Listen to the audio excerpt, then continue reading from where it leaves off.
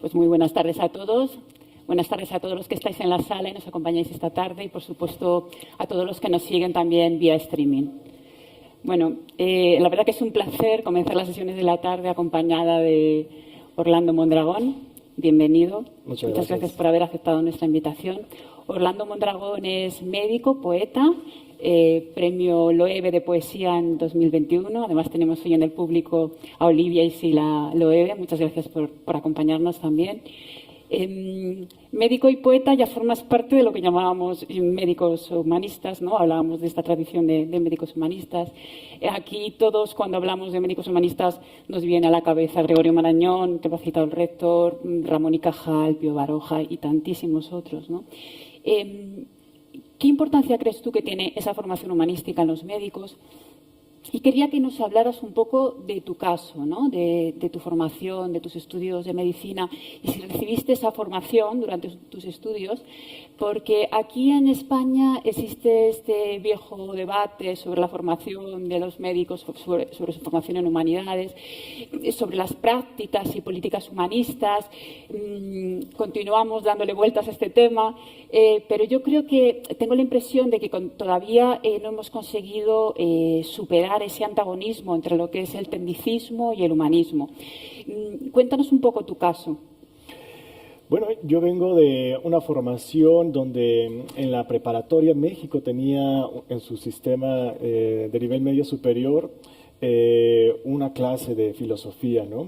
Pero en 2009 esa clase desapareció. Yo ya no tuve una formación filosófica, ¿no? Y pues llama mucho la atención que hayan tomado esa decisión la Secretaría de Educación en México, ¿no? ¿A quiénes le conviene que los alumnos ya no lleven este tipo de materias, que se sustituye como ahora una materia de humanismos, ¿no? Que no es propiamente filosofía, no es propiamente un bagaje que te permita reflexionar sobre tus propias reflexiones? Y cuando yo llegué a la escuela de medicina, pues no me sorprendió tampoco que tampoco tuve una clase fija sobre ética o sobre bioética, ¿no? Claro que mi escuela pues es particular, no son las otras universidades, tengo entendido que sí llevan este tipo de materia, que suele ser un espacio breve, un espacio en donde se plantean debates, pero que finalmente los alumnos no llegan a interesarse sobre eso. Y esta dicotomía que planteas, pues llama mucho la atención. ¿Por qué la pensamos dicotómicas, no? ¿Por qué pensamos que es una u otra las opciones? Creo que si bien la historia de la medicina inicia con un filósofo, ¿no? Hipócrates baja del cielo, de los dioses, la enfermedad y la sitúa en el cuerpo, ¿no? Podemos pensar que adopta una filosofía materialista, ¿no es así? Y el médico está filosofando todo el tiempo, el médico filosofa con cada paciente, ¿no? Usa el método científico. Y es en donde, en los periodos donde la medicina y las humanidades han estado más próximas, son los periodos en los que la propia ciencia médica ha avanzado un poco más, ¿no? Pienso, por ejemplo, en el Renacimiento, ¿no? En los siglos XVI, XVII. Pienso justamente en la Ilustración, con Descartes, que propuso el método científico y abrió pues una brecha para no solo la medicina, sino para la ciencia. Y muchas veces, tomando la pregunta en el terreno de las artes, ¿no? de la poesía, pues muchas veces las artes han precedido a los avances científicos. Me viene a la cabeza este doctor que es un médico cardiólogo que se llama Gelfman, que fue de vacaciones a Florencia, a Italia, ¿no? A ver esta escultura maravillosa que es el David de Miguel Ángel. Y pues cuando fue a Italia de vacaciones, pues no pudo quitarse su ojo clínico, su ojo médico, ¿no? Lo que se sorprendió de ver este doctor es que el David tenía la vena yugular distendida, ¿no? Ahora, ¿en qué momento se distiende la vena yugular? Cuando hay una enfermedad cardíaca, tal vez, igual tal vez en una enfermedad hepática, pero pues, por lo que podemos ver en la escultura, el David es un paciente joven, es una persona joven, y está en muy buena condición física también, por lo que podemos apreciar. Entonces, el doctor descarta que haya este tipo de padecimientos en David, ¿no? Lo que él se imagina es que en otras situaciones esta vena se llega a distender, por ejemplo, en un momento como de suma excitación y nerviosismo, ¿no? ¿Cuál es el momento de excitación y de nerviosismo? Pues David está por enfrentarse a Goliat, ¿no? ¿Y qué momento, no? Entonces, lo que él asume, lo que él deduce es que de alguna manera Miguel Ángel pudo observar esta cualidad de la vena yugular mucho antes de que William Harvey, bueno, el David es de 1504 más o menos, y William Harvey descubrió cómo funcionaba el sistema circulatorio hasta 1628, es decir, más de 100 años antes, ¿no? Y esto se repite en otras situaciones. Pienso, por ejemplo, en Rafael, perdónenme los embajadores de italiano porque voy a destruir el italiano ahorita, el retrato de Giovanni Donna, o la Formarina, donde hay una mujer que señala con su dedo índice uno de sus senos que están descubiertos. Y en ese seno está, hay un color azul pálido, ¿no? Posteriormente se dieron cuenta que ese azul pálido tenía como 8 o 9 capas de distintos azules, mientras que en el otro seno solamente le bastó 2, ¿no? El crema y el rosa. Lancet, una revista de investigación científica, en 2002 hizo el diagnóstico de la fornarina, que es cáncer de mama con metástasis al axilar, ¿no? Y bueno, en este caso también precede unos 100 años a las primeras descripciones detalladas del cáncer de mama. En el caso de la literatura, pienso en Machado de Assis, que describe por primera vez, antes de una descripción formal, un folie à deux o una psicosis compartida. Y casos como estos hay bastantes, ¿no? No es de sorprenderse que haya estos casos. ¿Por qué? Porque también el arte se dedica a la observación, que es el primer paso de este método, ¿no? Y en la observación parece que a veces nos ganan terreno. Y bueno, ¿qué comparte la ciencia y la poesía? Pues creo que yo pensaría que comparten primeramente la curiosidad, ¿no? Del saber y el asombro de saber. Y así como la metáfora, piedra fundamental en la poesía, junta dos cosas aparentemente inconexas, también la ciencia lo hace con el conocimiento, ¿no? Y habría que pensar más en estos vasos comunicantes que en sus diferencias, creo yo. Estamos seguros, y ese es el propósito también de los foros, de que las ciencias y las humanidades deben caminar juntas, ¿no? Claro. De la mano, y no que a veces parece que van por carriles paralelos, ¿no? Con algunos pequeños cruces, pero luego siguen cada una por su lado, ¿no? Realmente esa es la forma que creemos que se puede realmente conseguir un progreso con impacto, ¿no? Con impacto social, ¿no? Teniendo en cuenta. Voy a recuperar unos versos de tu libro, que por cierto me ha encantado. Hay unos versos muy, muy bellos en los que dices: el bisturí se toma con el índice, el medio y el pulgar, como pluma de escritor. En el caso de Orlando Mondragón, ¿qué vocación llegó antes? ¿La de poeta? ¿La de médico? Bueno, yo creo que eso da como para años de psicoterapia para poder dilucidar. Pero yo creo que crecieron al mismo tiempo, ¿no?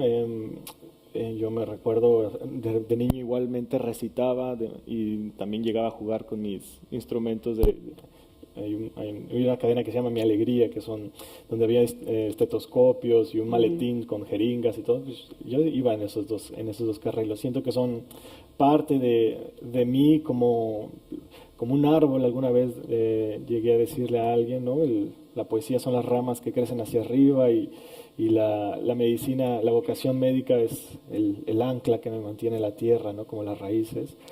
Y nacieron al mismo tiempo. O sea, en tu caso serían como dos pasiones indisolubles, ¿no? Que no podríamos separar, ¿no? Sí, claro. Y es que en un inicio yo pensaba que eran justamente entes separados y no quería mezclar el uno con el otro, pero me di cuenta que era pues una falsedad, ¿no? Y que son indisolubles de propio pensamiento, ¿no? Escuchándote me acordaba ahora de Chekhov, que es un autor tan sobresaliente que no recordamos que también era médico, ¿no? Y él decía la famosa frase de La medicina es mi esposa legal, la literatura es mi amante, ¿no? Decía, son sus dos pasiones, ¿no? Sí, y llama la atención que ambas, al menos aquí en español, ambos vocablos sean en femenino, ¿no? Sí. El arte y la medicina. Sí, sí. La poesía, perdón, y la medicina. Sí. Bueno, al comenzar tu libro citas a Eliot, a T.S. Eliot. El verso es: el mundo entero es nuestro hospital. Al leer tu libro vamos recorriendo todas las salas de un hospital, nos encontramos con la muerte, con la enfermedad, con algunos diagnósticos terribles. Pero vamos viendo también no solamente a los pacientes, vas descubriendo a los pacientes, pero también observamos a las enfermeras haciendo su trabajo, a las personas que se encargan de recoger los utensilios, los que limpian, etc. Retomando el verso de Eliot, le voy a dar la vuelta. ¿Es un hospital un mundo entero? ¿Es un hospital un lugar privilegiado de observación, ¿no? Hablabas de la observación de la condición humana. Bueno, es privilegiado en el sentido en que es un espacio donde las experiencias del humano están al límite, ¿no? Es privilegiado como pensar que una batalla es un lugar privilegiado para que la verdadera naturaleza, entre comillas, del hombre salga a flote, ¿no?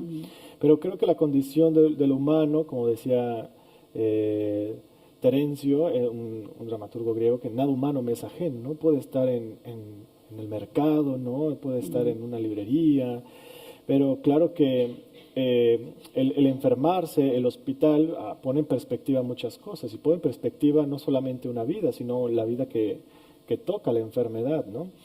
No es de sorprenderse que grandes obras de la literatura se hayan escrito durante la pandemia, ¿no? Con Thomas Mann, La montaña mágica, el de Cameron, ¿no? Porque son situaciones en las que descubrimos que la salud es una condición pasajera, como decía Susan Sontag. Nos gusta ir por la vida con nuestro pasaporte de salud, pero alguna vez vamos a usar el pasaporte del enfermo. Y en este aspecto creo yo que la mirada hacia el otro, hacia el cuerpo enfermo, pone en perspectiva siempre nuestra propia fragilidad y nuestra propia vulnerabilidad. Y es ahí donde creo yo que entra esta situación de privilegio, como mencionas. Esta mañana hablábamos mucho del hospital como espacio. Te quería hacer alguna pregunta al respecto. ¿Cómo conseguir que un espacio como el de un hospital, un espacio tan grande, no sea tan impersonal, tan frío, ¿no? Todos hemos tenido esta experiencia cuando acudimos como enfermos o como acompañantes, ¿no? Recuerdo haber acompañado a una persona al hospital y cómo el hospital es tan grande que ya se han ideado unas APPs que te piden, ¿no? Con el APP usted va a poder circular y no va a perderse, ¿no? Y cómo una persona mayor puede llegar ahí y estar completamente perdido, ¿no?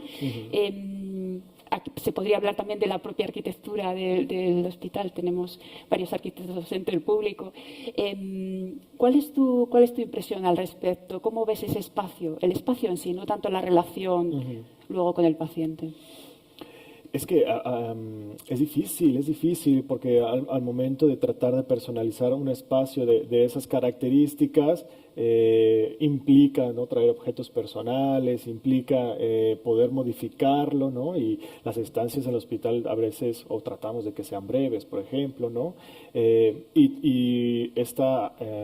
Traer objetos al hospital pues implica también la formación de fomites, ¿no? Que son estos objetos que pueden transmitir o no bacterias y virus. Entonces es complicado estar lidiando entre unos y otros. Creo que el hospital como espacio está formado porque hemos ido de alguna manera dilucidando cómo reducir estas dos brechas, pero que siempre están ahí presentes. No sabría yo, tendría que ver con los arquitectos más acá. Esta mañana nos apuntaban, una de las personas que ha intervenido en las sesiones de la mañana, Belén Yuste. Ella es la directora del área de Cultura y de Ciencia del Hospital 12 de Octubre.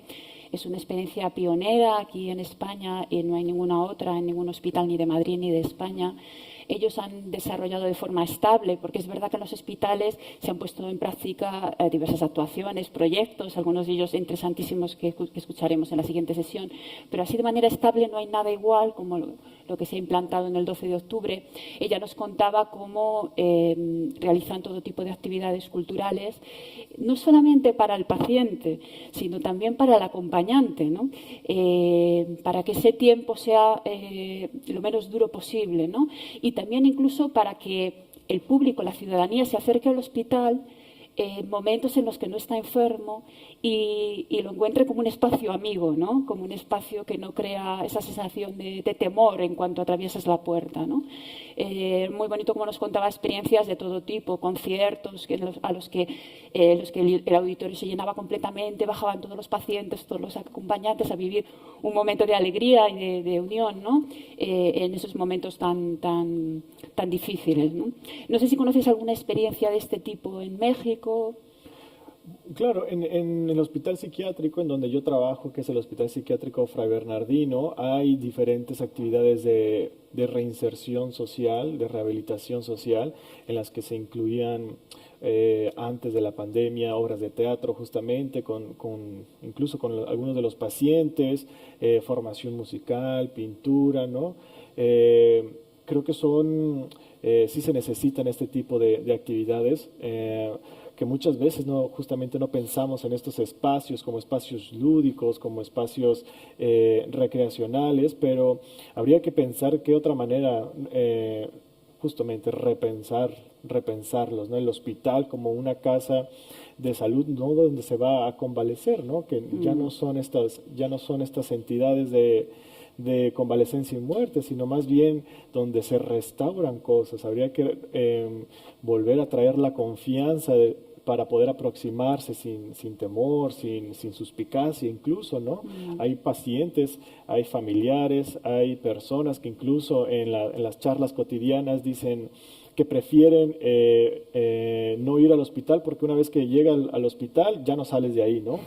Y creo que eso es una forma de sondear cómo estamos percibiendo, cómo estamos imaginándonos la salud, cómo vemos la figura del médico, ¿no? Y esta cosa tan imponente, ¿no? Que llega a ser un edificio de 8 o 7 pisos, ¿no? Y habría que hacer la lucha por justamente este espacio que está creado con un fin, que sea optimizado para alcanzar este fin, puede ser un espacio con puertas abiertas. Muy bien.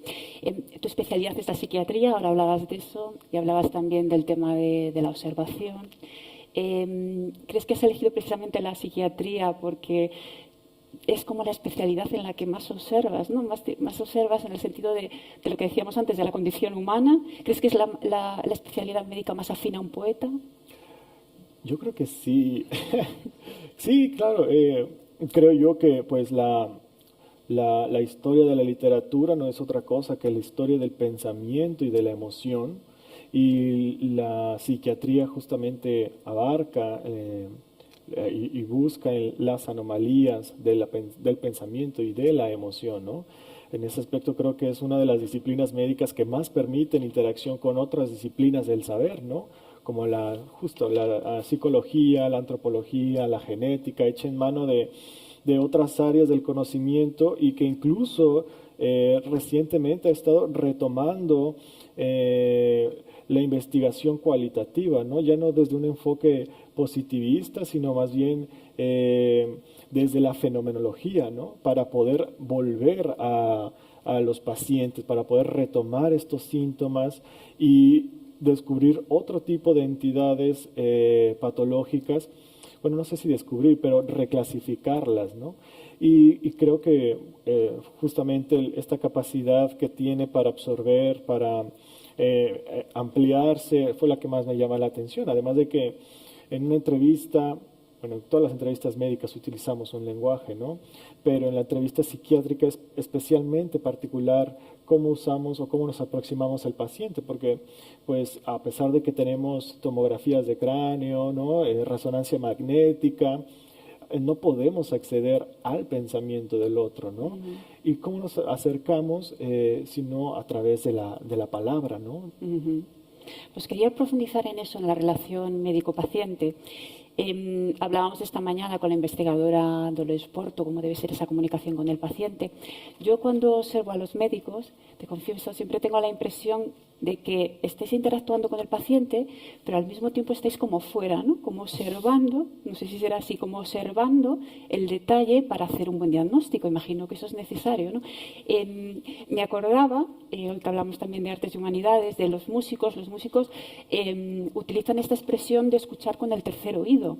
Escuchar con el tercer oído es cuando, por ejemplo, un instrumentista de cuerda va a producir la nota y en el momento en que la produce, la empieza a escuchar y ya la está corrigiendo para dar la nota perfectamente afinada, y es como si al mismo tiempo fuera el espectador de su propia música, ¿no? No sé si os pasa un poco así a los médicos, de estar dentro y fuera al mismo tiempo, esta especie de... Sí, total, total. Creo que justamente al momento de establecer una entrevista clínica no nada más estás escuchando una narración de la historia del paciente, sino que también te estás aproximando a los signos y a los síntomas que él está develando, ¿no? En lo que habla, ¿no? La primera parte de la entrevista es la tribuna libre. Entonces, para el paciente todo lo que te está narrando tiene una congruencia, aunque para ti al principio no. Entonces tú tienes que seleccionar muy bien cuáles son esas cosas que te llaman la atención para poder meterlas en una clase de algoritmo cerebral, ¿no? En donde dices, tengo este síntoma, con este signo, los unes, ¿no? Entonces la patología más aproximada es esta otra, ¿no?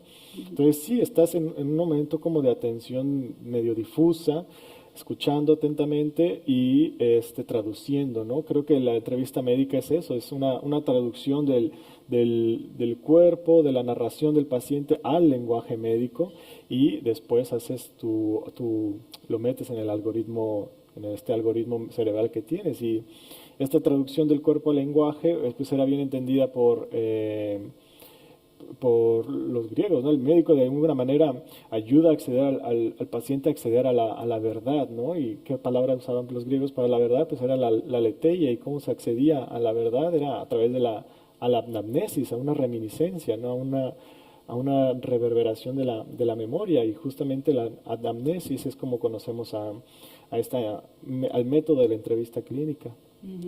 A lo largo de tus versos vemos que en tu caso y en el caso de los médicos en general tenéis un contacto directo y permanente con la muerte. Te quería preguntar por eso, porque es muy humano que cuando tienes ese contacto insistente con el dolor, con el sufrimiento, se cree una especie como de dureza, ¿no? De dureza, de que actúes de una manera impersonal, más fría, que es algo también muy humano, como un mecanismo de defensa, ¿no? Esto que se llama la fatiga de la compasión. ¿Qué manera tenéis los médicos para combatir esa fatiga de la compasión?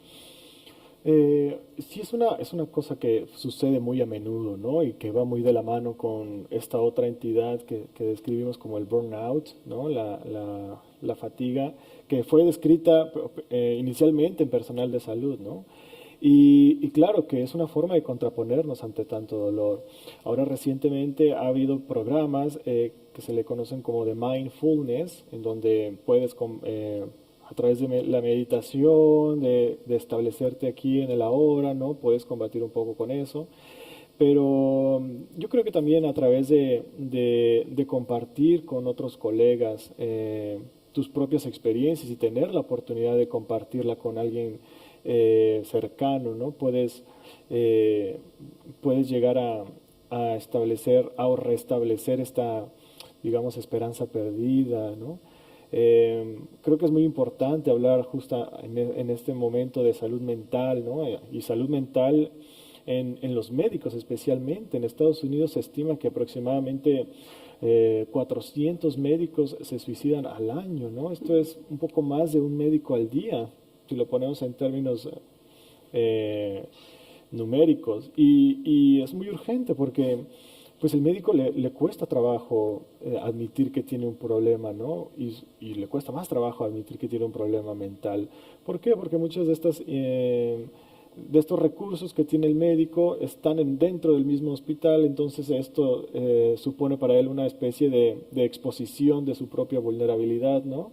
Y tener que esperar en la misma sala que los otros pacientes, tener que ser visto por uno de sus colegas, como que se pone una distancia, una cierta suspicacia respecto a este caso. Pero soluciones habría que pensarlas, habría que retomarlas y habría que volver a repensar estos algoritmos de atención para al propio personal de salud. Hoy que hablamos de humanizar la práctica médica, te quería preguntar por los meses de la pandemia, sobre todo por los inicios, que fueron los más duros, ¿no? Cuando no conocíamos el alcance de la enfermedad. La pandemia, en cierta forma, saboteaba esa relación médico-paciente, ¿no? Con el paciente aislado, el médico completamente cubierto, con aquellos famosos que aprendimos el nombre de los EPIs, ¿no? Aquellos especie de buzos que conseguían que estuviera aislado. ¿Cómo vivisteis esos momentos? Fue difícil, creo que justamente en este afán de protegerse y de protegernos usamos a veces un lenguaje excesivamente científico, excesivamente rebuscado con los pacientes para tratar de ser lo más precisos y lo menos no elaborar ni falsas esperanzas ni esperanzas irreales, pues, o justamente no sonar tan fatalistas como puede ser un pronóstico. Y tuve en ese momento tuve dos amigas que a mí me llamaron para preguntarme qué es lo que quería decir su médico, ¿no? ¿De qué estaba hablando su médico en ese momento? Y, y creo que a veces es mejor ser totalmente sincero con el paciente cuando el pronóstico no es favorable, ¿no? Y habría que también retomar estos algoritmos de atención para poder saber, para poder entrenar al personal y poder dar una noticia de este tipo. Respecto a la pandemia, pues fue un momento muy duro. Yo compartía mi departamento con un amigo mío que él inició en urgencias, en la especialidad de urgencias médicas, yo inicié en la especialidad de psiquiatría, pero a él, justamente, él fue el de los primeros en enfrentarse a la pandemia, ¿no? El primero que se enfrentaba con los pacientes, que se enfrentaba a las muertes diarias. Me decía que a diario tenía que haber morir pacientes, incluso familias enteras se morían en el hospital. Y lo que pasó, a pesar de que él contaba que estaba en psicoterapia y contaba con nuestro apoyo mío y de mis amistades, decidió renunciar a la medicina. Dijo, ya no quiero esta especialidad, ya no quiero ser médico, y renunció y ahora trabaja, sí, como médico, pero desde una perspectiva más desde del negocio de la farmacéutica y todo esto, ¿no? Ya no atendiendo pacientes, ¿no? Entonces, claro que estas situaciones ponen también en perspectiva nuestra labor, ¿no? Nuestros límites como humanidad, como hasta dónde llega nuestro conocimiento y te rompe. Creo que te rompe no tener este contacto, creo que no tener la oportunidad de agarrar una mano y decirle todo va a estar bien, ¿no? Creo que sí es muy, muy necesario, pero pues las circunstancias fueron extraordinarias y desgraciadamente pues no estábamos capacitados para algo así. Tenemos poco tiempo, pero sí que me gustaría que habláramos un poquito más de tu libro, de este Cuadernos de Patología Humana, editado por Visor, un libro que emociona, que conmueve. ¿Cómo ha sido el proceso de creación? ¿De dónde surge la idea de este libro? Es un poemario que inicié trabajando antes de la pandemia, ¿no? Es un poemario que nace de un proyecto de libro que yo mandé para que me dieran una beca de creación literaria, la obtuve y bueno, de ese proyecto ya no se salva nada, pero un poema se salva más o menos.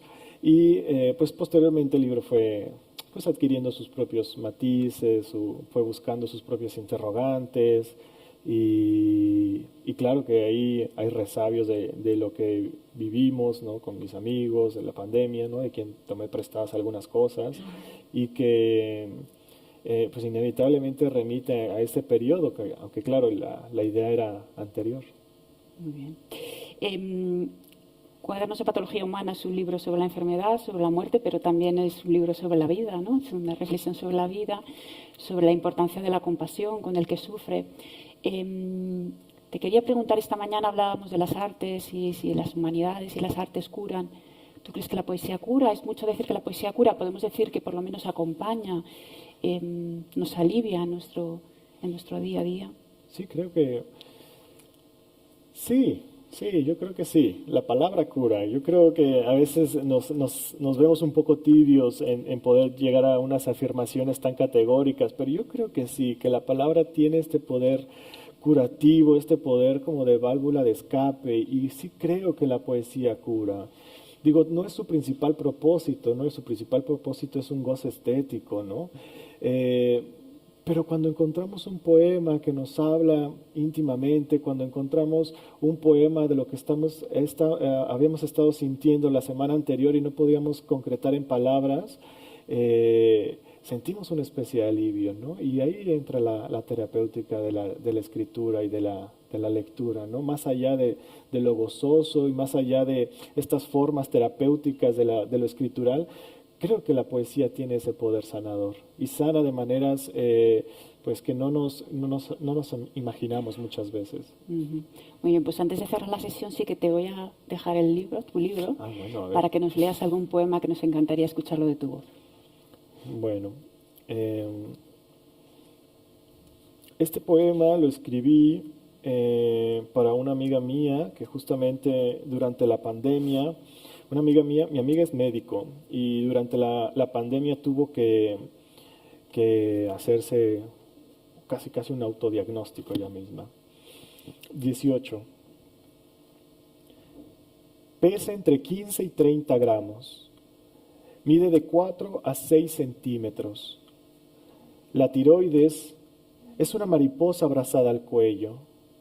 Qué sencillo explicar con palabras los lugares del cuerpo, decir árbol bronquial y que nazcan ramas buscando oxígeno, decir pupila y que una niña se siente al centro de los ojos. Pero cuando mi amiga dice cáncer, es otro el animal de su tráquea. Dice cáncer y la sangre, la piel, el frío se astillan. Mi amiga sonríe como si no le importara. Se ha entrenado para no mostrar emociones en momentos así. Pero esta vez no le sirve su bata blanca ni la máscara de compasión que usa en los pasillos. Es ella quien debe darse la noticia. Se concentra en la acción para no pensar en lo que sigue. Diagnóstico, pronóstico, tratamiento. En otros términos, destino. Mi amiga dice cáncer, pero no se aflige, no quiere, no tiene tiempo. Quiero ofrecerle una palabra que adelante los días y ponga mi brazo en las agujas.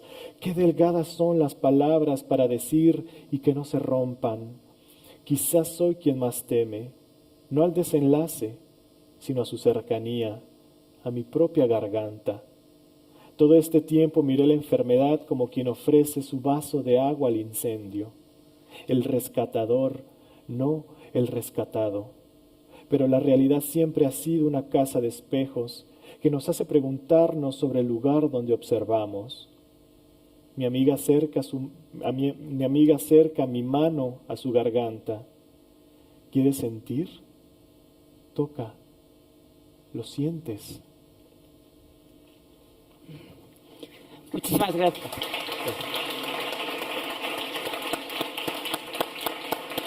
Gracias.